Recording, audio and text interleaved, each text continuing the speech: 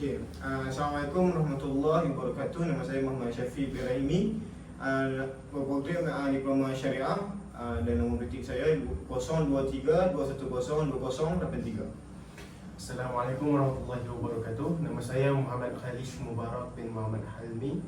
Nombor matrik saya 0232102109, program Diploma Syariah. Assalamualaikum warahmatullahi wabarakatuh. Saya Muhammad Safar bin Bashir, yang bernombor matrik 0232102135. Saya mengambil bidang syariah.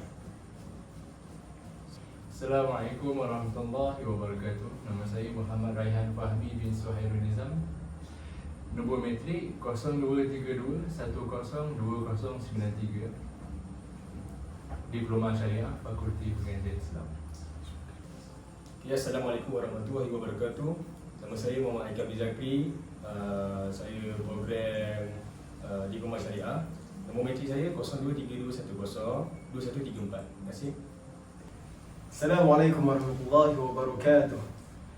Innal hamdalillah nahmaduhu wa nasta'inuhu wa nastaghfiruh wa na'udzu billahi min shururi anfusina wa min sayyiati a'malina. Man yahdihillahu fala mudilla lahu wa man yudlil fala hadiya lahu.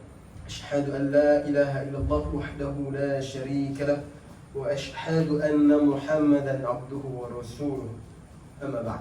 Alhamdulillah, hadirin hadirat, tuan-tuan dan puan-puan yang dirahmati Allah sekalian, bersyukur kita kehadrat Allah Subhanahu wa taala kerana diberi peluang untuk sama-sama datang ke majlis pada malam ini yang dinamakan forum ini sebagai Forum Wahabiyah Asy'ariyah. Baik, bersama saya ada 4 orang panel. Yakni di mana seperti yang tuan-tuan kenal, panel pertama Ustaz Muhammad Khalish Mubarak, ya? Betul. Okey. Baik, Ustaz Khalish Mubarak ni seorang doktor dan pemegang PhD di Madinah. Beliau seorang yang warak, seperti tuan-tuan dan perempuan tahulah, kan? Baik, panel kedua bersama Ustaz Syafiq Rahimi. Beliau seorang alim yang juga pemegang PhD di Al-Azhar. Ya. Betul eh? Okey, alhamdulillah. Baik, Saya dengan Syekh Abudin. Oh, okey. Oh, dengan Syahuddin tu? Betul. Ada adik beradik lah? Bukan. Ustaz Syahuddin? Bukan. Syekh Abudin dulu ada sama dengan saya juga. Baik. Okey, baik. Untuk panel yang ketiga. Bukan. Baik, untuk panel yang ketiga, mesti tak lain tak bukan yang tuan-tuan puan-puan amat minati, Dr. Raihan Fahmi. Beliau seorang beliau seorang pemegang PhD di dalam pengkajian tentang mazhab-mazhab. Betul. Okey, panel yang keempat, yang handsome, segak lagi bergaya, Dr. Aikal bin Zakri. Beliau juga seorang pemegang PhD di Universiti UIA Malaysia. Baik, untuk tidak memanjangkan lagi kalam-kalam saya akan terus dengan soalan pertama yang akan ditujukan kepada Dr. Khalish Mubarak berkenaan latar belakang macam mana terbentuknya mazhab Wahabiyah itu. Okey, baik. Terima kasih moderator dengan soalan yang diajukan. Okey. Pada awal pembentukan Wahabiyah, Wahabiyah itu ialah Syekh Muhammad bin Abdul Wahab ini dia memulakan suatu ajaran yang mana ajarannya yang menentang perkara-perkara khurafat dan bid'ah, sebagai contoh meletakkan binaan atas kubur. Lalu pengikut-pengikut ajaran Muhammad bin Abdul Wahab ini, mereka berasa selesa dengan apa yang dia ajar, yang mana dia kena dan dia berkaitan dengan hadis, ya, berkaitan dengan hadis dan dipanggil salaf. dan panggil dengan dan dipanggil dengan nama Salaf. Okey. Selepas kewafatan Syekh Muhammad bin Abdul Wahab ini terjadilah dan terbentuknya satu panggilan yang mana yang dipanggil yang bernama Wahabi. Okey, Wahabiyah. Wahabi. Jadi begitulah kiranya mazhab Wahabiyah ni terbentuk selepas kewafatan beliau. Mana ajaran beliau yang difahami menentang perkara khurafat seperti yang Dr. Khalid Mubarak sebut tadi, seperti binaan di atas kubur dan penyembah kubur lah sebenarnya kan. Okay, baik. Alhamdulillah, terima kasih kepada panel kita yang pertama, Dr. Khalid Mubarak, kerana beliau sudi mengongsikan sedikit ilmu bersama kita. Baik, untuk tidak membuang masa lagi, kita akan teruskan dengan panel kita yang kedua bersama Dr. Syafiq Rahimi. Baik, soalan yang akan diajukan kepada beliau ialah fitnah-fitnah yang dilemparkan atau yang dilontarkan kepada Muhammad bin Abdul Wahab ni seperti seorang yang ekstremis ataupun seorang yang membid'ahkan orang muslim, membid'ahkan perkara ni. Apakah benda itu satu tuduhan yang fakta ataupun tidak? Baik, silakan. Bismillahirrahmanirrahim. Assalamualaikum warahmatullahi taala wabarakatuh. Al-Mukarram Dr. Arif Ukasa Muhammad Nasir bin Zainal Abidin Dr. Mazhar, iaitu Sahibus Samahah Mufti Negeri Perlis, dan yang berhormat Tuan Moderator yang telah menganjurkan melontarkan soalan kepada saya dan sahabat-sahabat seperjuangan sekalian. Okay, hari ini seperti soalan yang diajukan kepada saya tentang ekstremis ya. Ya, Tentang Wahabi ni ekstremis ke tak, yang dilontarkan ataupun fitnah-fitnah yang dilontarkan kepada Wahabiyah. Baik, saya akan terangkan step by step. First, saya akan fitnah itu ada dua yang saya akan bentangkan. Pertama, tentang istawa dan istawla, iaitu Ar-Rahman 'ala al-'arsy istawa, iaitu golongan-golongan Asy'ariyah ataupun golongan-golongan lain telah mengatakan bahawa Wahabi ini adalah mujassimah, menyamakan manusia dengan Allah Ta'ala. Yang kedua, tentang bid'ah. Okey, baik.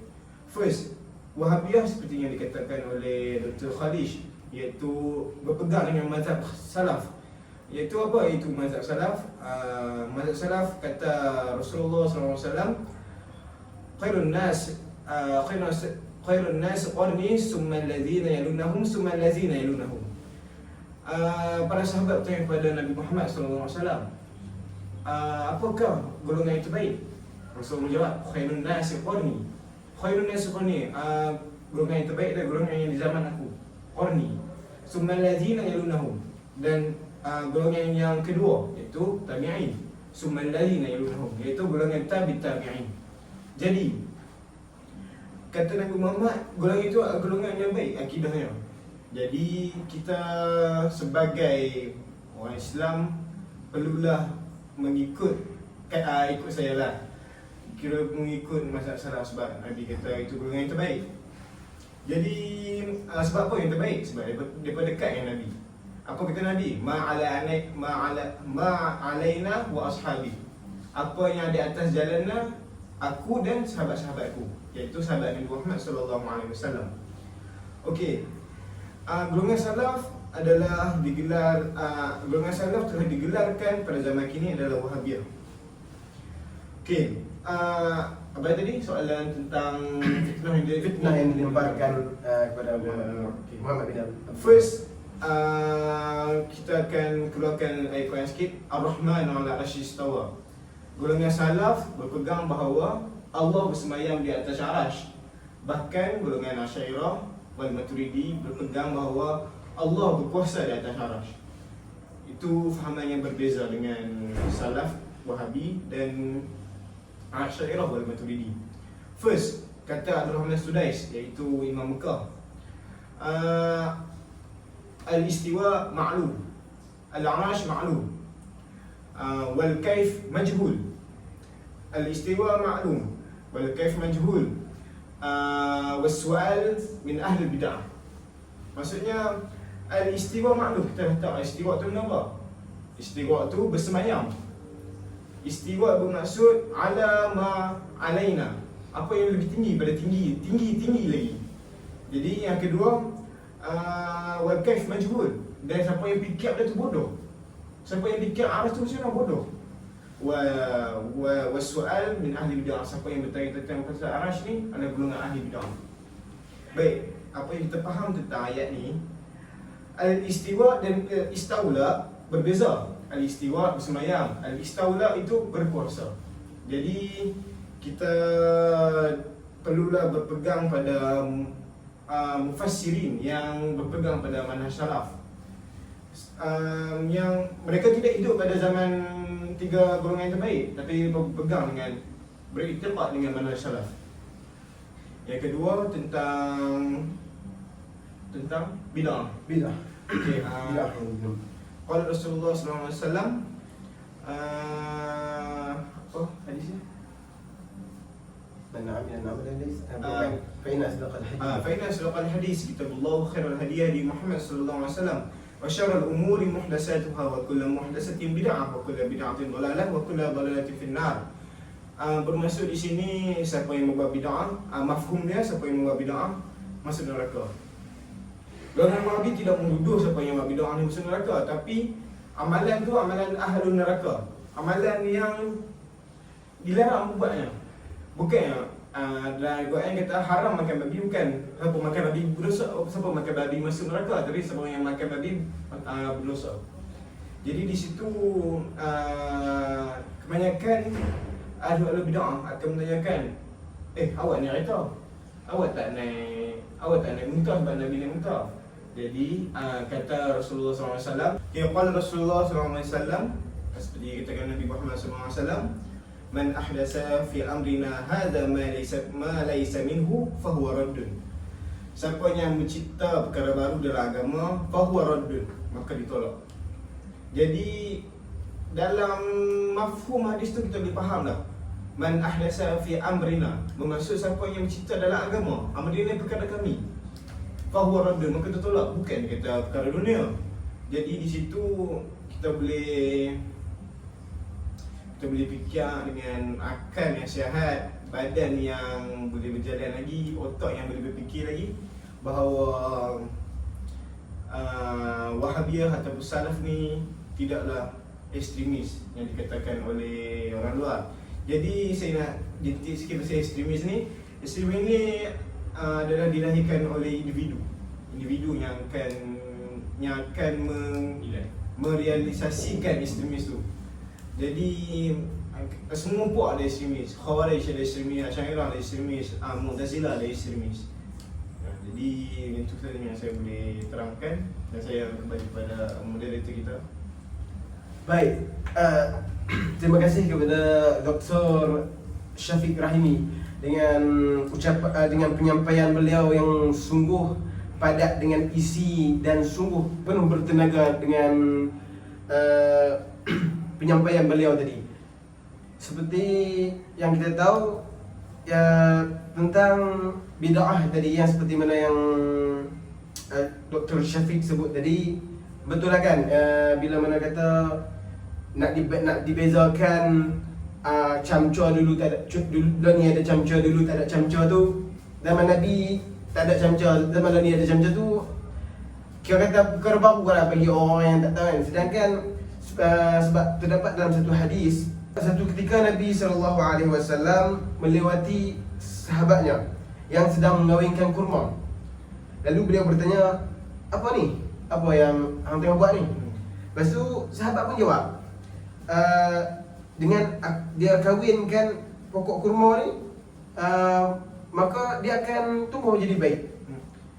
Lepas tu Nabi SAW bersabda, seandainya kalian tidak melakukan seperti itu, nescaya kurma itu pun akan tetaplah bagus.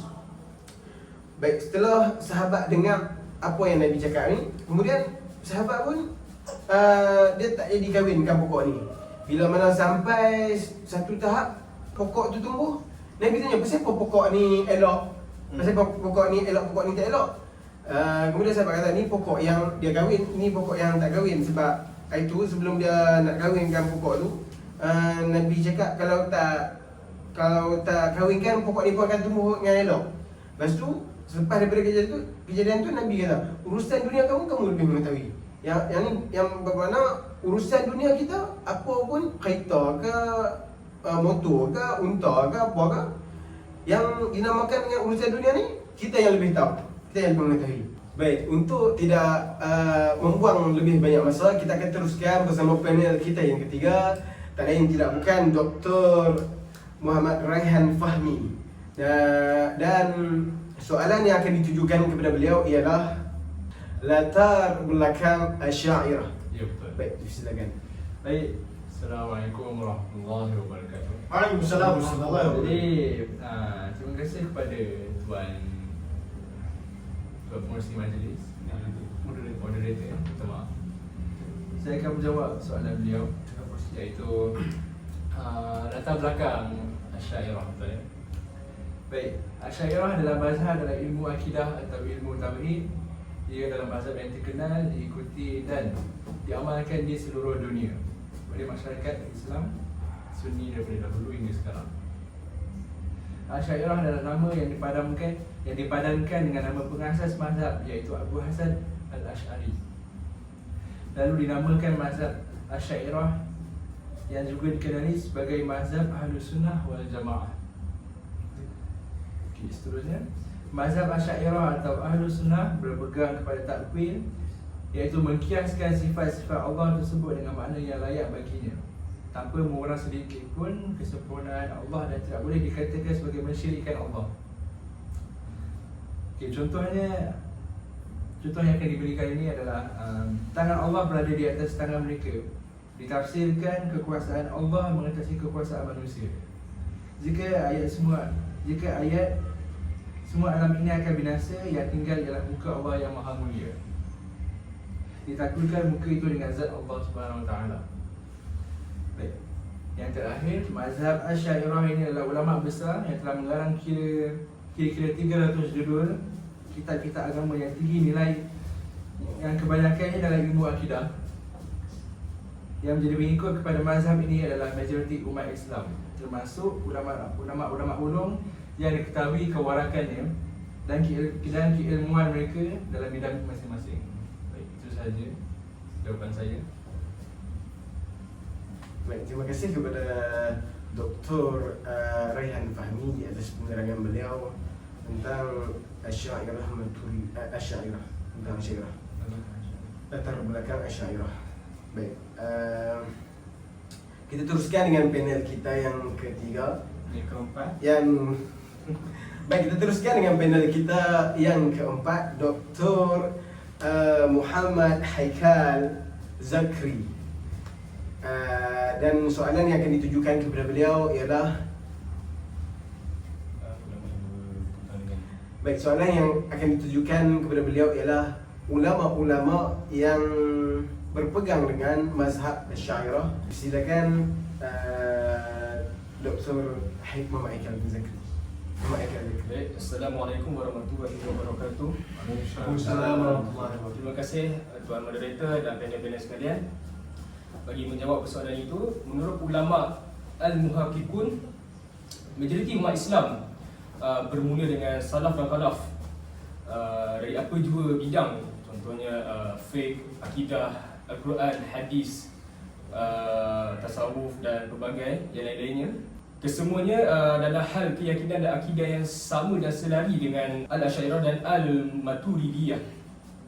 Baik, sehingga kan sarjana Islam yang mengkaji mengenai manhaj Asy'ariyah pasti akan mengetahui bahawa Asy'ariyah merupakan pendekar dan penjaga kesahihan serta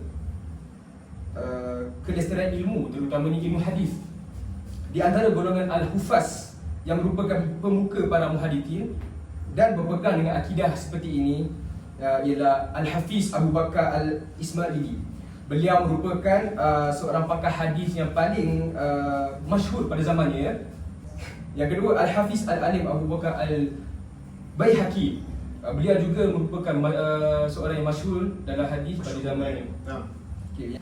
Yang ketiga, Al-Hafiz yang disifatkan sebagai sebaik-baik muhadithin di negara Syam pada zaman ini, iaitu Al-Hafiz Ibnu As-Sakir. Baik, ketiga-tiga tokoh ulama yang saya sebutkan tadi merupakan pakar dalam hadis dan Al-Quran. Jadi ketiga-tiga ulama tadi tu berpegang di antara pemegang mazhab Asy'ariyah. Ya, betul. Ketiga-tiga yang tokoh ulama tadi tu berpegang pada mazhab Asy'ariyah. Jadi kesimpulannya, kita sebagai orang awam perlulah berpegang kepada akidah Al-Asy'ariyah. Itu saja. Terima kasih. Dengan itu kita telah mendapat kesemua penghujan daripada panel-panel kita yang hadir pada malam ini. Dengan itu dapatlah kita ketahui bahawa lontaran yang yang dilemparkan oleh Wahabiyah itu adalah lontaran yang tidak berasas, ya. Dan dalam mazhab Asy'ariyah juga kita dapat melihat ulama-ulama yang hebat yang berpegang kepada mazhab itu. Baik, dengan itu dapat kita fahami bahawa kedua-dua mazhab ini, Wahabiyah dan Asy'ariyah ini, adalah ahli sunnah wal jamaah. Baik, dengan itu untuk mengakhiri program forum kita pada malam ini, kita akhiri dengan wabillahi taufiq wal hidayah. Assalamualaikum warahmatullahi wabarakatuh.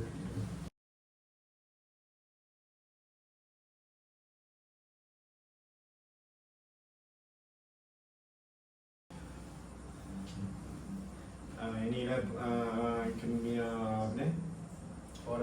forum yang harap diterima. Assalamualaikum warahmatullahi taala wabarakatuh.